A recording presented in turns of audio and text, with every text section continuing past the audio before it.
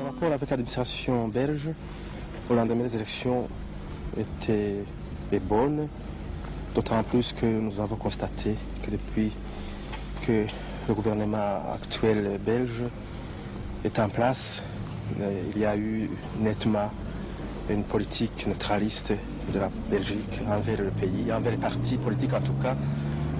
Et à partir de ce moment-là,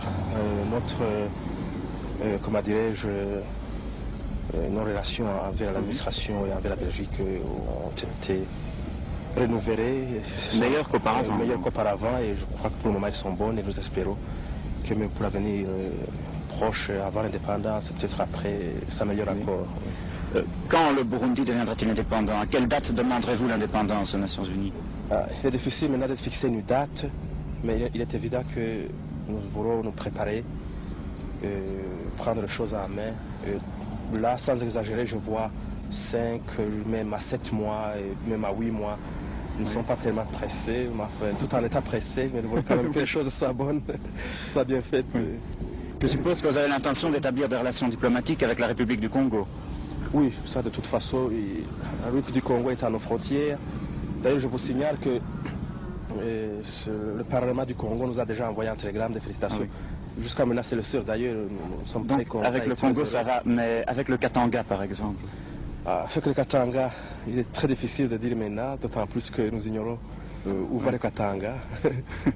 Ce qui fait que c'est difficile de nous prendre.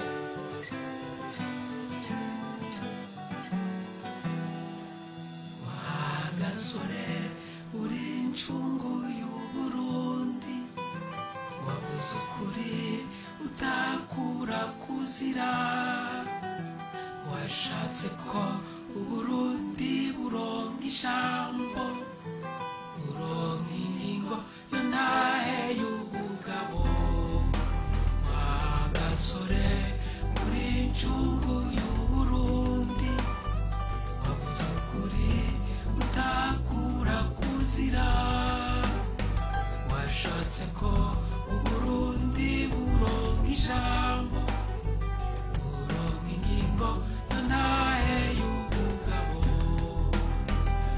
uraye umwami umuganwa ataha umugani intwari Rudoviko Rwagasore wishwe n'inyonko wazize ubudukunda wari wadusigara iragiye wararwanye urugamba urarutsinda ntiwigeze utinya imirabyo imituraga ruca nk'imvura urushana buri ntwari wadusigara nyiragiye agasore uri incungu y'Uburundi wavuze ukuri utakura kuzira twavuga kuri incungu ya Afurika nka Patrice Lumumba, Augustin Neto, Marie Ngouabi, Steve Biko, Abdel Nasser n'abandi bakimugandagura bashaka ko Burundi bwizizirwa n'ubuja bukabura iteka n'itekane bugatatagurika. washatse ko Incungu y'Uburundi baradutsindiye udukura ko bakava amahanga udukura ko ikimoka atantoho ariko kubera ubuntu n'urukundo byawe uzokwamura mu mitima y'abarundi.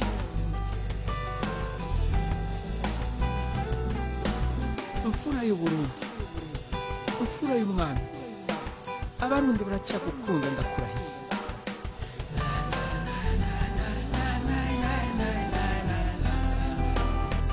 Imfura y'umwami umuganwa atari umugani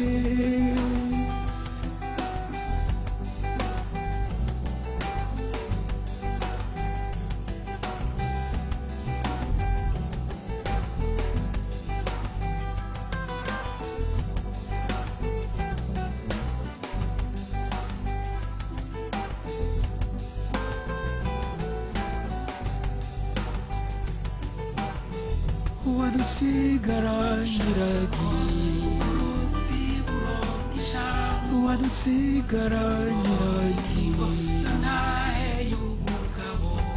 uri incungu y'uburundi wavuze ukuri utakura kuzira